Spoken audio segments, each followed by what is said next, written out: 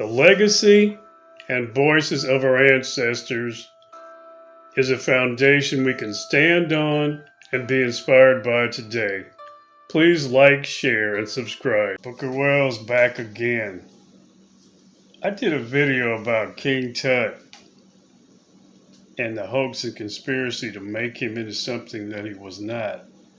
And I really feel like I had to dig deeper into the motivation behind this hoax, because I think some people on the servers are like, why would they do this? This probably can't be true because there's no reason for this to be happening. And even though I touched on it in the first video, in this second one I'm going to show you more in depth why this is happening. First thing I want to show you is these images, and it's going to give you some insights into what's happening. You know, the Egyptians are putting out all these bizarre images based on I don't know what. Obviously, it's their desire for what they want King Tut to look like, but not what is actually there. So I want you to look at these images here, and you'll see what I'm talking about, especially when I show you the reality of it. They try to make these arguments. Nobody knows what King Tut actually looked like, which is one of the most blatant lies I've ever heard. As you can see, the people that actually knew King Tut, these artists who rendered his face, like you see these 3D images of King Tut's face reconstructed and made. I'm thinking, what are you talking about? His death mask is a 3D image of what he looked like. It shows exactly what he looked like. And in case people aren't catching it, this image on the wall here, this is King Tut. This is a painting of King Tut. So you take his death mask, which is a 3D image. You look at his complexion and how he looked in this image on the wall, which is an artist rendering of King Tut. And that's what he looked like. He was a brown-skinned man with the features you see on the death mask. That is what he looked like. There's no speculation about what he looked like. It's a lie, a huge lie to say we don't know what he looked like, because there he is right in front of you. That's what he looked like. But you see all these images of King Tut that have nothing to do with what he actually looked like. One of the things that these Egyptians like to do is say they'll identify anybody who has a very dark complexion in these Egyptian artwork. Oh, he's a Nubian. Look at these Nubians. Of course, these are Egyptians. These aren't Nubians. It's why they're there. But they want to make this differentiate between anybody they can't possibly act like is some kind of North African you see in these ancient artworks. They're going to call them Nubians. So that's the way they try to explain away these very dark-skinned people in Egypt. You look at Africa now, there's people with a charcoal black complexion in Egypt, but everybody doesn't look like that. All over Africa, you have different ranges of coloration. Some Africans do have a charcoal black complexion, but most of them are brown-skinned people, just like the Egyptians are in this artwork. That's how they tend to look. And in ancient Egypt, you had all these different colors as well. And these people were not Nubians, air quotes.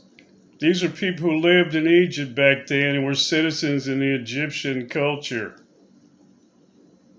Now, why people believe any of this? And it's weird because you get people co-signing this stuff. And one of the interesting intersections between the modern Egyptians and their bigotry and their cultural sort of myopia and their ethnocentrism is that a lot of white supremacists have always tried to make the Egyptians into white people, the ancient Egyptians, because they don't want to admit that any black Africans, Negroid people, have made any contribution to civilization.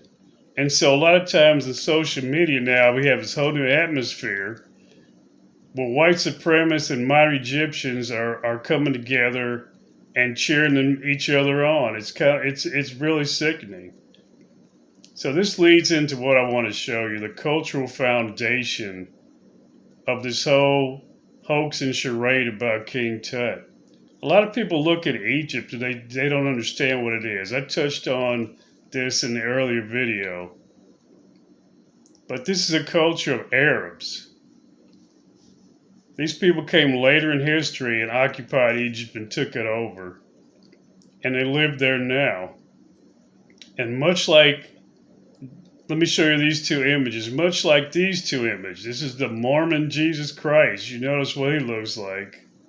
And here's another image. And at first, it's not going to resonate with you, but after I tell you, it's going to illustrate what I'm talking about. This is Chinese Jesus Christ.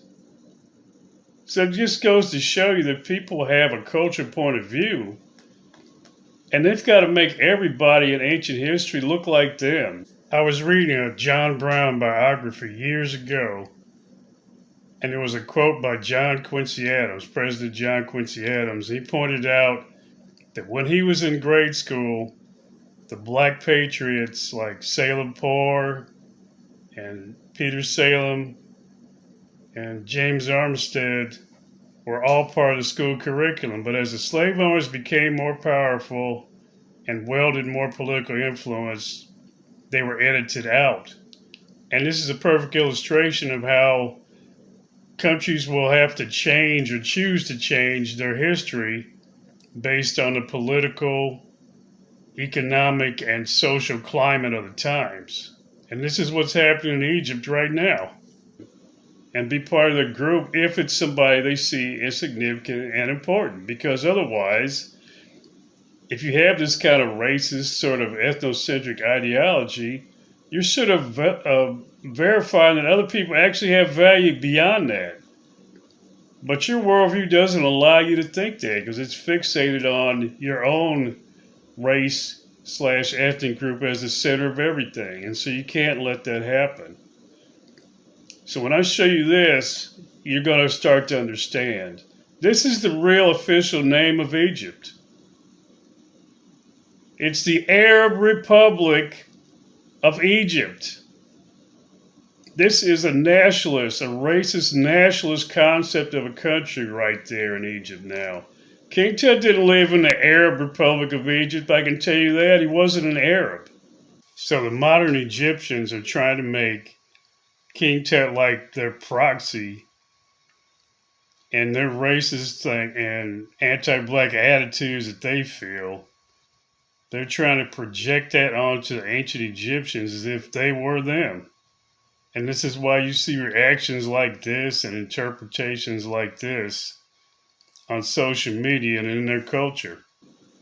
The Arab League actually started there in Egypt. This is an Arab nation. Plain and simple, undeniable. It actually has a racist, nationalist sort of culture built into it. So that's why they can't let King Tut be a black African. He's such a significant part of Egyptian history and culture that he's just got to be an Arab. He's got to be one of them, or it's kind of an insult to what their whole way of looking at life and belief.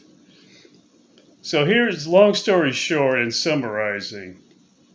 It's offensive to try to act like King Tut wasn't a black African because he obviously was. We can see the evidence there. 3,000 years ago, when King Tut was around, there weren't any Arabs there. There weren't any Caucasoid North Africans around back then, no matter what they tell you. I don't want to go on too much of a tangent, but I want to show this image. Because what they often say is that King Tut had this Eurasian DNA when they studied him, so that means he was Eurasian. Well, it turns out that way down, even very south in Africa, you find these genes and that black Africans there. This is not an unusual thing at all, because the Eurasians were actually there 3,000 years ago. It has nothing to do with King Tut being somehow not a black African, because Eurasian DNA is all over Africa already, even very deep in. And all around these black Africans in sub-Saharan Africa, Eurasian DNA is there because they were there back then. So they come up with all these contrived reasons as to why The truth we see right in front of us isn't the truth. Well, it is. And in closing, I'm going to say, how irresponsible is it for these Arabs later in history to come in and try to change history and give all this falsehood and garbage to the world? And they have a responsibility. This is why I want to hold them accountable. Ancient human history is everybody's history, no matter where you are in the world, where you are on the globe. They've got a responsibility to tell the truth about it and not distort it for their nationalistic purposes. And so I want to hold them accountable because it's disgraceful for them to not tell the truth. And I don't care if it makes them mad or not. I'm going to expose their lies and tell the truth here.